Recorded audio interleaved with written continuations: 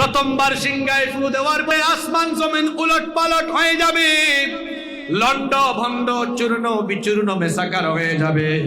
রব্বুল আলামিন কোরআনুল কারীমের 39 নম্বর সূরা সূরাতুজ জুমারের 68 নম্বর আয়াতে বলছেন, ওয়া নুফিখা ফিস সূরি ফাসাইকা মান ফিস সামাওয়াতি ওয়া মান ফিল আরদি ইল্লা মান শাআল্লাহ। আল্লাহ বলছেন যখন প্রথমবার সিংহায় ফু দেওয়া হবে, আসমান আর জমিনে যা আছে সবাই তখন মরে যাবে। আর জমিনটাকে প্রথম সিংহায় ফুৎকারের পরে এত মারাত্মক ভাবে কাঁপায়া দেওয়া হবে। এই যে কিছুদিন আগে তুরস্ক আর সিরিয়ার সীমান্তে ভয়াবহ ভূমিকম্প হয়েছে, বাংলাদেশে তখন হয় নাই, পৃথিবীর অন্যান্য জায়গায় হয় নাই, কিন্তু কিয়ামতের ঘটনার আদেশ তখন আল্লাহ দিবেন যখন ইসরাফিল আলাইহিস সালাম সিংহায় ফু মারবেন। একবার সিংহায় ফু দেওয়ার পরে আল্লাহ বলছেন, ইদা জুলজিলাতিল আরদু জিলজালাহা। আল্লাহ বলছেন গোটা জমিনকে একসাথে প্রবল ভাবে প্রকম্পিত করে দেওয়া হবে, একসাথে জমিনটাকে এমন ভাবে কাঁপায়া দেওয়া হবে। কি অবস্থা হবে, কি বিভৎস পরিস্থিতি হবে শোনেন।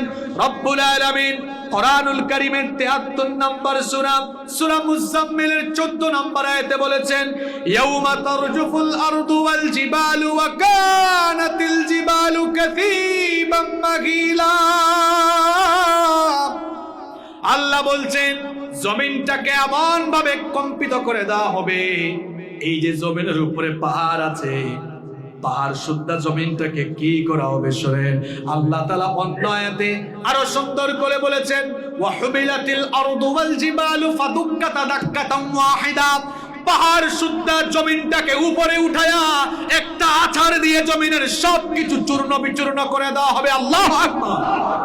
এই যে জমিনের উপরে ভবনগুলো আছে, বিল্ডিং গুলো আছে, ঢাকা শহরে গেলে দেখবেন বড় বড় টাওয়ার, উঁচু উঁচু বিল্ডিং, প্রবল ভাবে যখন পৃথিবীকে কম্পিত করে দেওয়া হবে, সব বিল্ডিং গুলো চূর্ণ বিচূর্ণ হয়ে মুহূর্তেই মাটির সাথে ধসে যাবে, কিচ্ছু থাকবে না, গাছপালা। এই যে বিশাল বিশাল পাহাড়গুলো আমরা দেখি, এই পাহাড়গুলোর অবস্থা কি হবে শোনেন। আল্লাহ বলছেন, ওয়া কানাতিল জিবালু কাসীবাম মাগীলা। আল্লাহ বলছেন পাহাড়গুলো বালুর মতো উড়ে যাবে। অন্য আয়াতে আল্লাহ বলেছেন, ওয়া তাকুনুল জিবালু কাল আহনিল মানফুশ। দুনা তুলার মতো পাহাড়গুলো উড়ে যাবে, কিচ্ছু থাকবে না, সব কিছু ফান হয়ে যাবে। এজন্য আল্লাহ কোরআনে বলেছেন, কুল্লু মান আলাইহা ফান। সব কিছু ফান হয়ে যাবে, ধ্বংস হয়ে যাবে, ক্ষয় হয়ে যাবে, লয় হয়ে যাবে। ওয়া ইয়াবকা ওয়াজহু রাব্বিকা যুল জালালি ওয়াল ইকরাম। কেবলমাত্র একজন মহামহিয়ান সত্য অবশিষ্ট থাকবেন। গলার আওয়াজ বড় করে বলেন, তিনি কে? কিচ্ছু যখন থাকবে না তখন আল্লাহ বলবেন, ইয়া দুনিয়া, হে দুনিয়া, আইনা আশজারুকি, তোর বুকের উপরে থাকা গাছপালাগুলো কোথায়? আল্লাহ বলবেন, আইনা ইমারুকি, তোর বুকের উপরে থাকা বিশাল বিশাল বিল্ডিং আর টাওয়ার গুলো কোথায়? আল্লাহ বলবেন, আইনা আনহারুকি, তোর বুকের উপরে প্রবাহমান থাকা নদ নদীগুলো কোথায়? আল্লাহ বলবেন, হে দুনিয়া, তোর বুকের উপরে দম্ভ করে অহংকার করে চলা অহংকারী ব্যক্তিগুলো কোথায়?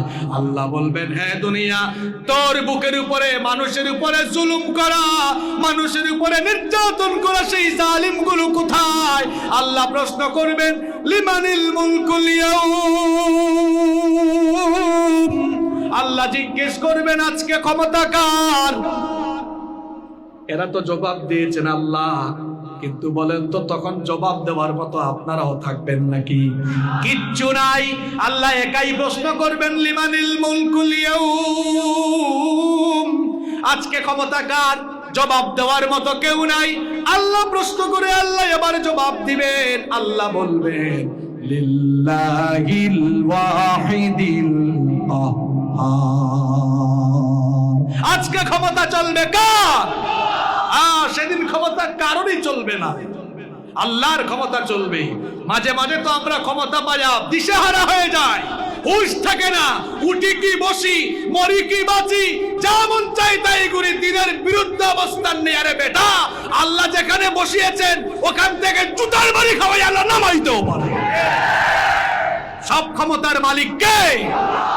আল্লাহ বলছেন দুনিয়ার সব যখন ফান হয়ে যাবে, কিচ্ছু থাকবে না, তখন শুধুমাত্র আমার ক্ষমতা চলবে। আর এই ঘটনার উদ্বোধন হবে একটা সিঙ্গার ফুৎকারের মাধ্যমে। আল্লাহ সেই কথাই এই সূরার 6 নম্বর আয়াতে বলেছেন। আল্লাহ বলছেন ইয়াউমা তারজুফুর রাজিফা, যখন প্রথমবার সিঙ্গায় ফু দেওয়া হবে, তাতবাউহার রাদিফা, এরপরে সেই সিংহাধ্বনি অনুসরণ করে পরবর্তী সিংহায় ফু, অর্থাৎ দ্বিতীয়বার সিংহায় ফু দেওয়া হবে। দ্বিতীয়বার যখন সিংহায় ফু দেওয়া হবে, তখন মানুষগুলো কবর থেকে উঠা আরম্ভ হয়ে যাবে। বলেন আল্লাহু আকবার। দ্বিতীয়বার সিংহায় ফু দেওয়ার পরে কবরগুলো খুলে যাবে, কবরে ঘুমায়া থাকা মানুষগুলো উঠে যাবে। কবর থেকে মানুষ উঠে দেখবে, মরার আগে তো আমরা বড় হাতিয়ায় বাস করতাম, গাছপালা বিল্ডিং সব ছিল, কবর থেকে উঠে দেখবে কিচ্ছু নাই।